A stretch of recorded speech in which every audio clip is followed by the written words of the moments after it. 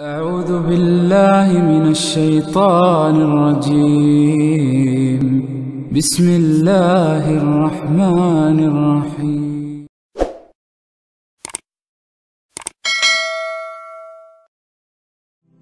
Assalamu alaikum урматтуу мусулман бир туугандарым. Аллах Таалага чексиз мактоолор болсун. Пайгамбарыбыз Мухаммад Мустафа саллаллаху алейхи ва салламга салам жана салаваттар болгон болсун. Сүйүктүү пайгамбарыбыздын мубарак хадистеринен айтып өтөлү. Hazreti Abu Hizama баян кылат. Бир киши пайгамбар саллаллаху алейхи ва салламдан сурады: "О Аллахтын элчиси, биз дем салып, дары-дармек колдонуп, жана ар нерседен сактанабыз. Бул кылганыбыз Аллахтын биздин тагдырыбызга жазганына каршы кылганыбыз эмеспи?" Дегенде пайгамбарыбыз Мухаммад Мустафа саллаллаху алейхи ва саллам айтты: "Бул дагы Аллахтын биздин тагдырыбызга жазганы." Курманы пайдалануу. Пайгамбарыбыз Мухаммад Мустафа саллаллаху алейхи ва саллам айтты: "Төрөттөн кийин силер аялыңарга таза курма жедиргиле, эгер табылбаса, коргак курма бергиле." Пайдасы: аял төрөгөндөн кийин курманы пайдаланса, денедеги бузук кандын баары кетип, денеге күч-кубат кирет. Ар оорудан сактануу. Пайгамбарыбыз саллаллаху алейхи ва саллам айтты: "Эгер силердин тамагыңарга чымын түшүп кетсе, анда аны тамагыңарга матырып туруп анан алып салгыла. Себеби анын бир канатында оору, экинчи канатында шыпа бар." Көз тийгенде.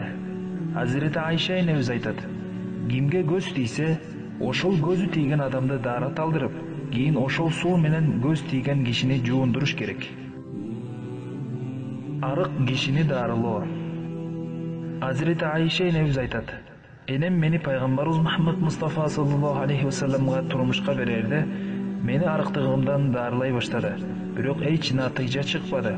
Ошондо мен курма менен анделик жей баштадым эле, тез эле оңолуп кеттим. Башкача айтканда, семирдим" дейт. Чоң оорулардан сактануу. Пайгамбарыбыз Мухаммад Мустафа саллаллаху алейхи ва саллам айтты: "Кимде ким ар айда 3 күн эртең менен бал жесе, ал чоң оорулардан сакталынды." Геморрой жана муундарды дарылоо.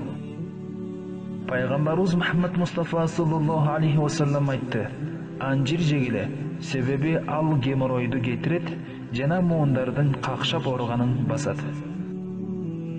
Күл менен жаракатты дарылоо.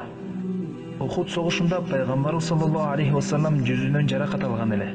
Ошондо Али радиаллаху анху суу куюп берип, кызы Фатима радиаллаху анха пайгамбар саллаллаху алейхи ва салламдын жүзүн жууп жаткан, кандын токтобой агып жатканын көрүп, Фатима радиаллаху анха курманын жалбырагынан токулган чийди алып күйгүзүп, күлүн алып жаракатка басканда кан токтоду.